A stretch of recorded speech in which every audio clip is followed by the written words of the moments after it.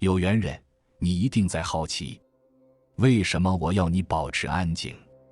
并不是因为互联网也是一个公共场所，而是今天我要告诉你关于安静的力量。看前先点赞，今天的分享马上开始。记得之前网上流传着一张照片，玻璃大王曹德旺在参加一场企业家年会时，其他人都忙着社交，唯独曹德旺在安静享用晚餐。在这些人里面，曹德旺无疑是最有实力的，他的玻璃产业已经占到全球份额的70%。这让我想起一句话，在人群中越是厉害有实力的人，往往越低调越安静。周国平曾说过，人生最好的境界是丰富的安静。安静是因为摆脱了外界的诱惑，丰富是因为拥有了内在的宝藏。安静的人从来不以外在的声势压倒对方，反而内心有股专注的力量，让人敬佩。梁朝伟早年间在 TVB 做演员，不拍戏时几乎不说话，也不与其他人接触，同行们一度以为他患有抑郁症。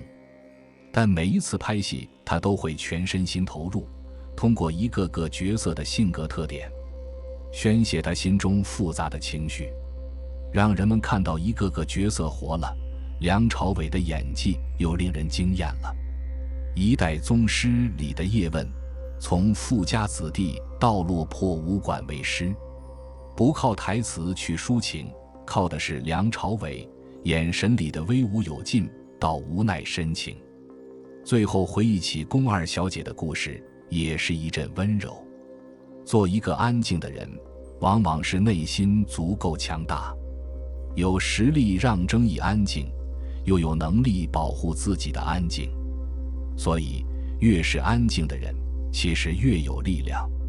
不追求于向全世界展示我是谁，反而把自己放在很低的姿态，去观察这个世界，找准位置成为自己，只等为你而来的机遇和知己，又避开了无趣的打扰和拥挤。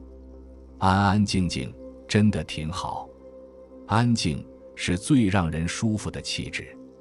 出淤泥而不染，濯清涟而不妖，不问出身，不媚世俗。自我就是最坚韧的风骨，静好就是热爱世界的态度。安静不同于内向，后者带着羞涩腼腆，怕被打扰生活，怕改变了现状，而前者却是自信的选择。沉默恰是因为懂得太多，不争因为内心早已丰盈知足。安静的美胜过一切。有时觉得周遭车鸣人语太吵闹，会关上窗户，手机静音，播上几首舒心的音乐，专注在一本书、一道菜、一杯茶。徒然草里提到，遇事心无烦恼，以独身自处最佳。看似独处，却有着一个人的热闹。天地不在身外，藏在了心里。为书中的情节心动落泪，为菜品的美味神魂颠倒。从茶香神思回云雾深山，感受流水缓缓。安静自有天地于心。生活不愿被打扰，心灵又何必庸人自扰之呢？堆了太多的心事，遮住了透进心房的阳光，压住了呼吸的舒畅，堵住了快乐的情绪。所以做一个冷血的人，一些事扔下也无妨，一些人忘记了更安静。有些话是为你好，你别不爱听啊。为我好，就别说我不爱听的话。我这个人说话直，你别介意呀。我介意，你还是别说了。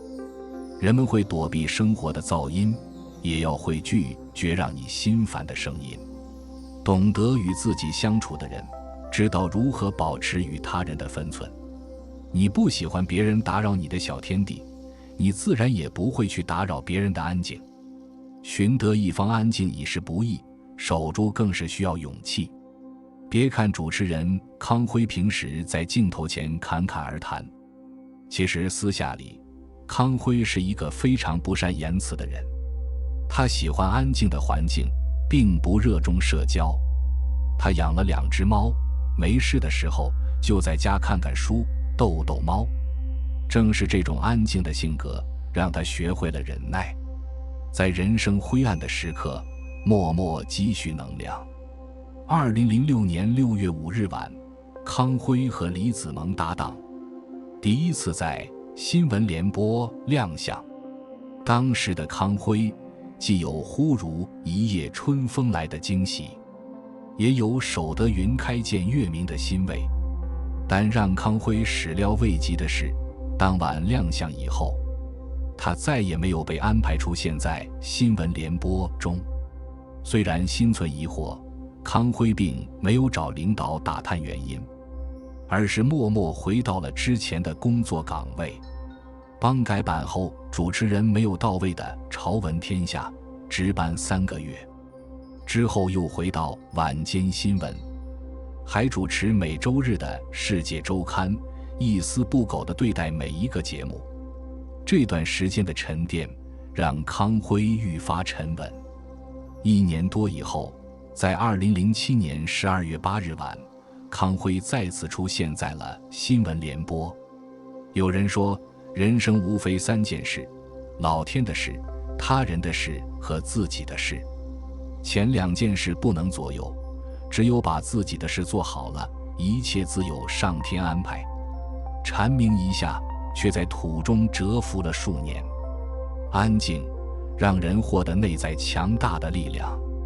凡事向内探求，沉淀自己，你想要的自然会慢慢向你靠拢。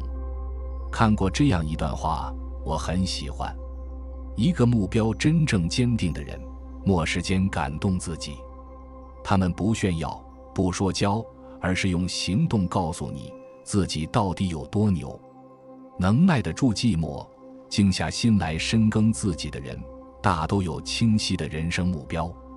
苏炳添骨子里总是透着一股安静的气息。接受采访时，他话不多，记者问一句，他答一句。苏炳添的妈妈说，在田径队时，苏炳添并不像别的体育生那样外向，一直都显得安静低调。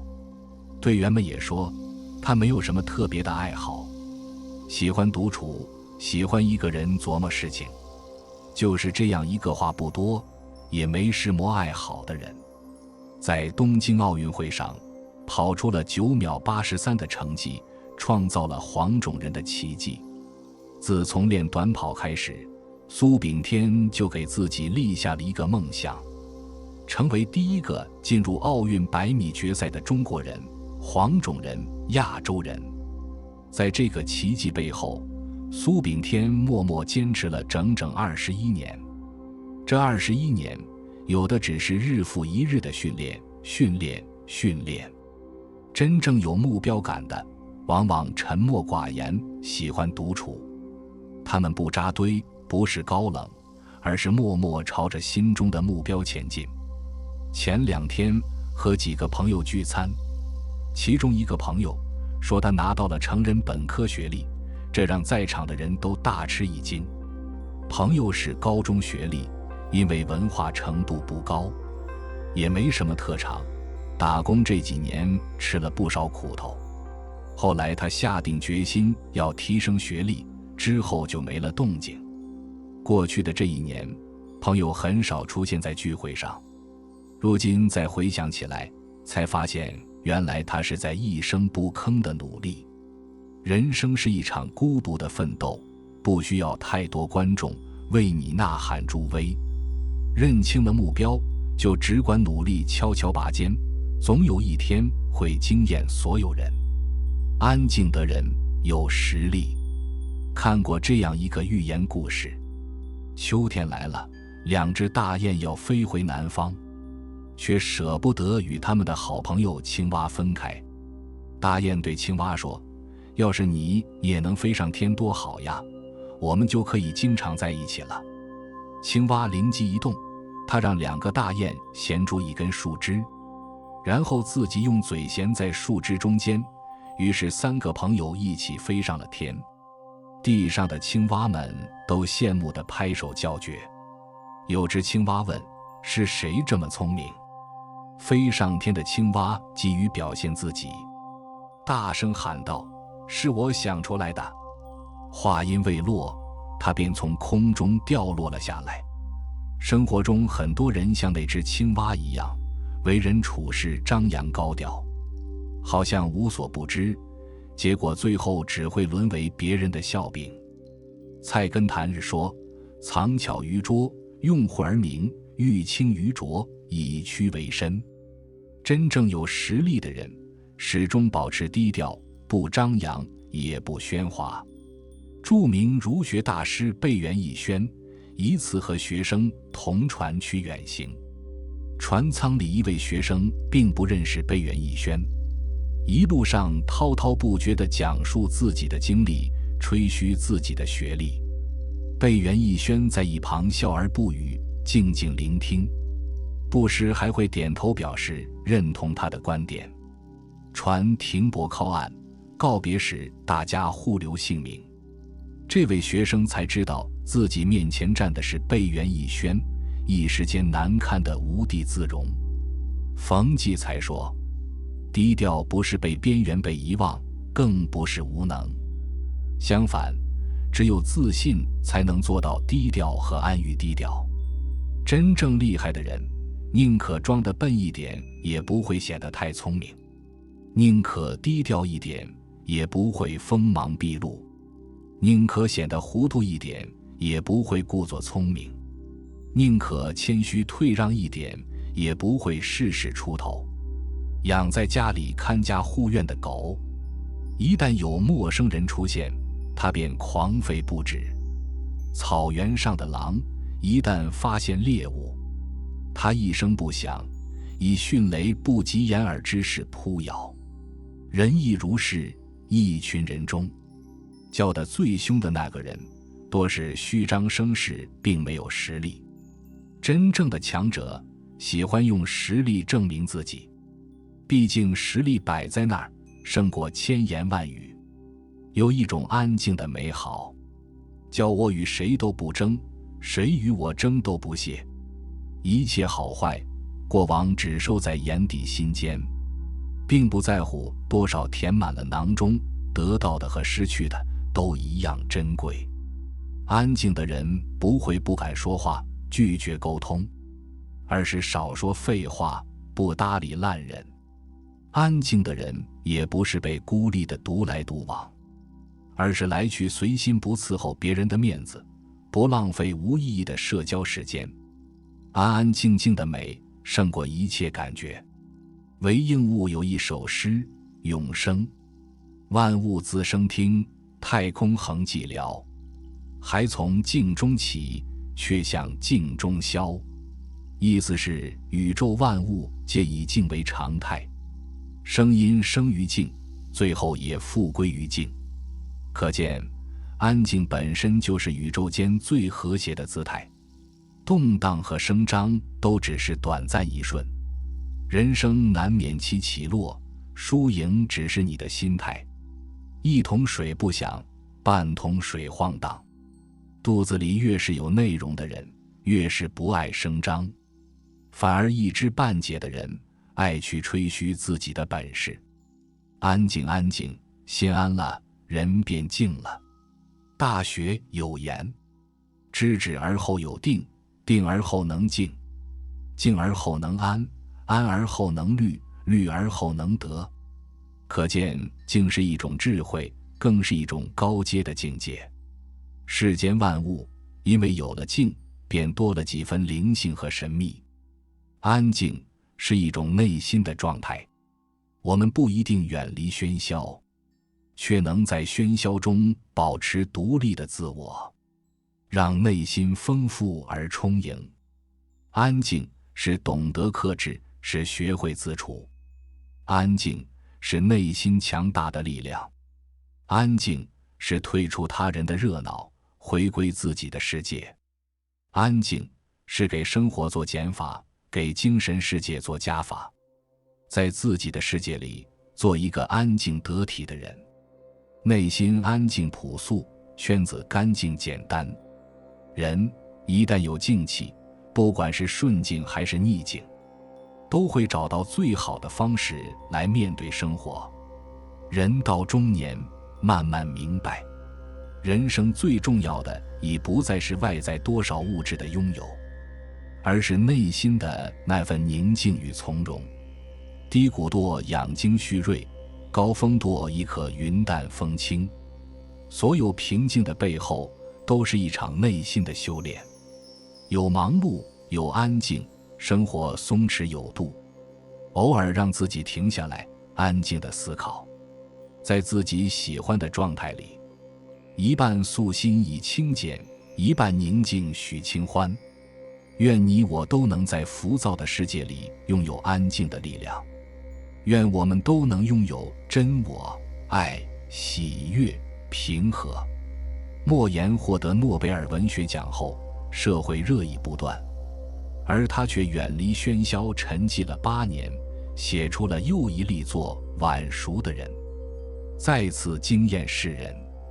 前面周国平说过，人生最好的境界是丰富的安静。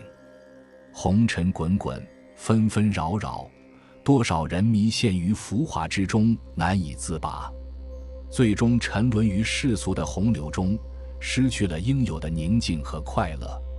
人生苦短，不要被无用的社交、杂乱的生活、浮躁的心绪内耗我们宝贵的时光和生命。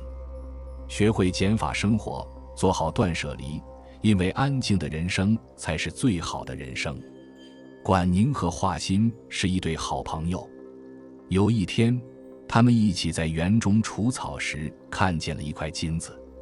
管宁把它当作瓦片一样熟视无睹，继续挥锄干活，而华歆高兴地把金子捡起来，可是看了一眼管宁的神色后，又把金子扔到了一边。一天，他们正坐在同一块席子上读书时，正巧有个穿礼服的人坐着华丽的车子从门外路过。管宁仍然全神贯注，而华歆却丢下书本出去看热闹。回来后，管宁用小刀割断席子与其分开，并很严肃地说：“你不再是我的朋友了。常言说，道不同不相为谋，物以类聚，人以群分。两个人的性情不同，三观不一，就很难成为长久的朋友。”音乐才子李健从不用智能手机，也不喜欢无用社交，但是他并不孤独，也有知心的好友可以互相交流。作家余华就是其中的一个。两人每个月至少要聚一次，品红酒，谈文学，在一起说说笑笑，争争辩辩中，思想在碰撞，智慧在交换，灵感在迸发，友情在升华。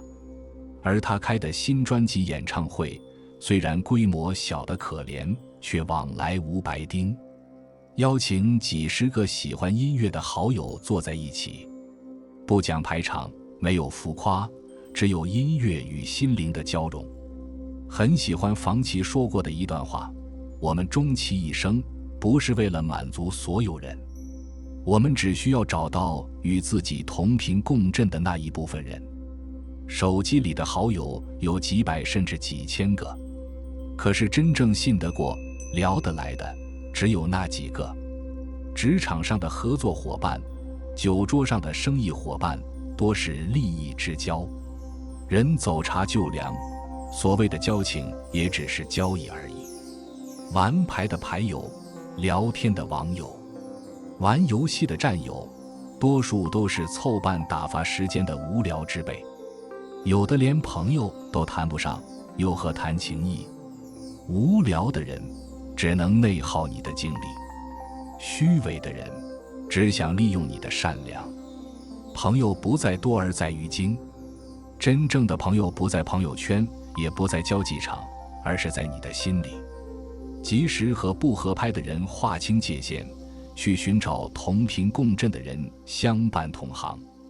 清理好自己的圈子，莫让无效社交摧毁有趣灵魂。简朴的生活，高贵的灵魂是人生的最高境界。杨绛和钱钟书的生活虽然十分简朴，却散发着淡雅的香气。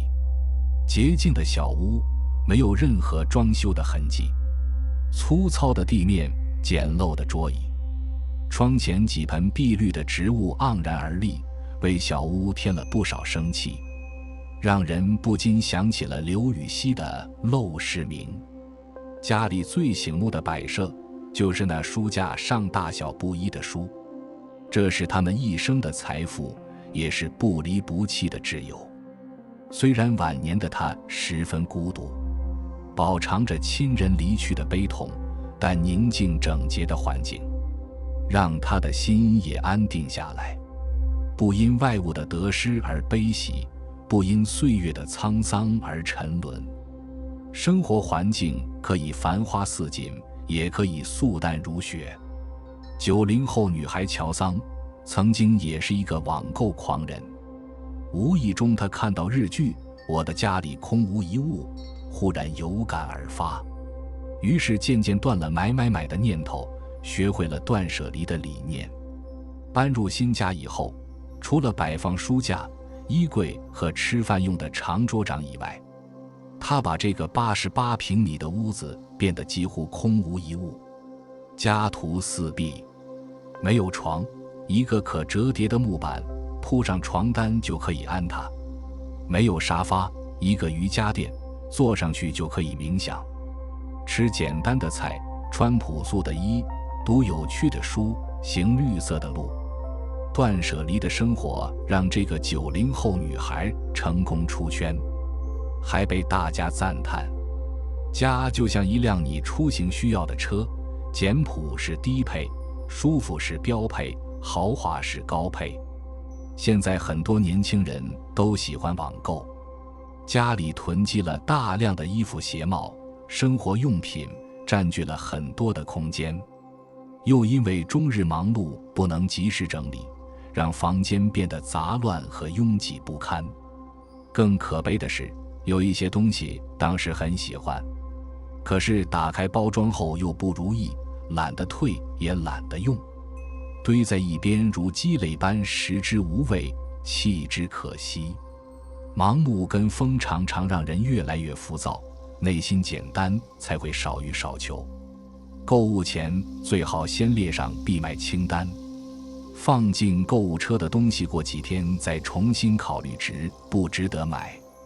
把使用的东西分门别类地放好，把无用的东西要及时处理掉。整洁的环境让人心情舒畅，理性的消费让人生活有序。为房间定期做大扫除，对物品经常做断舍离。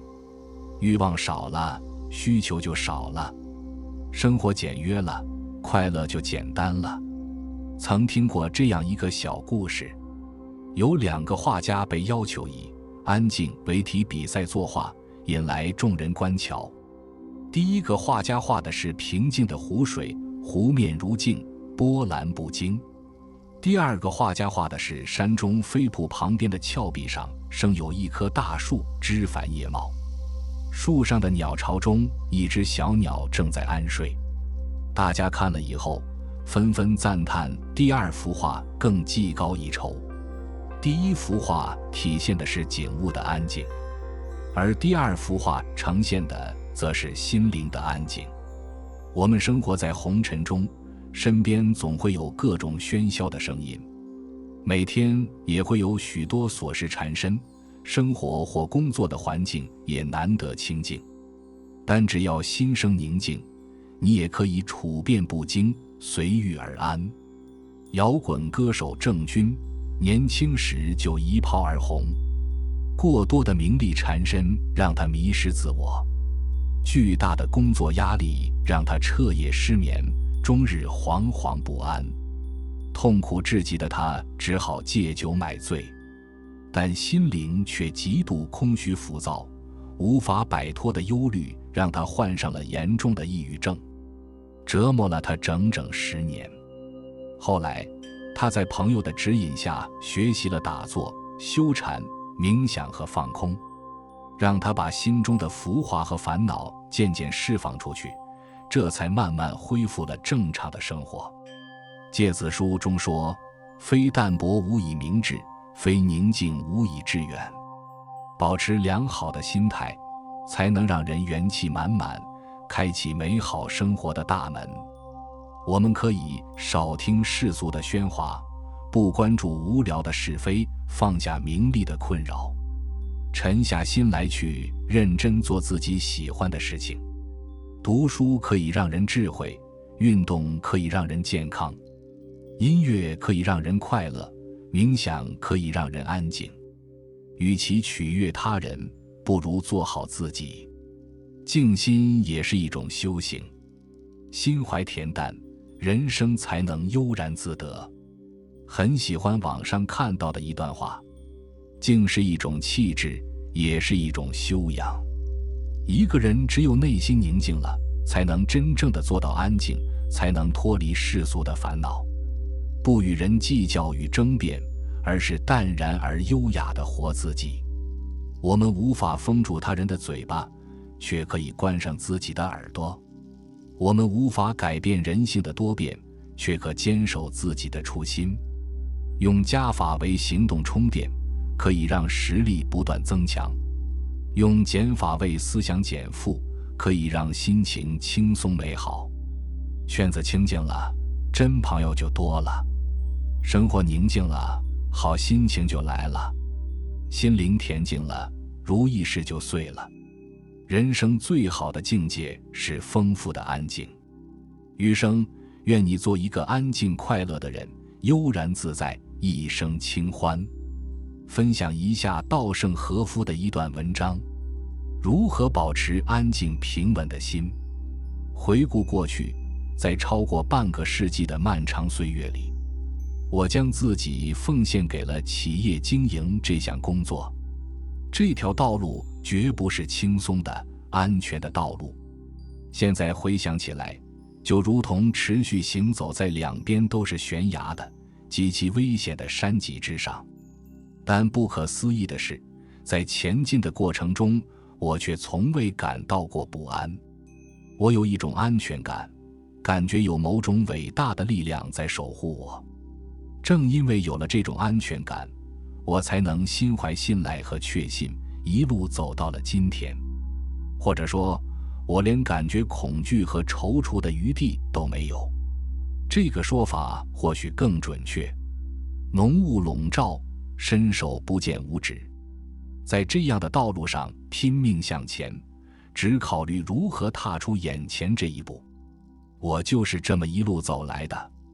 某个时候，浓雾突然散去，回望来路，这才意识到自己走在那悬崖峭壁之上，不由得脊背发凉。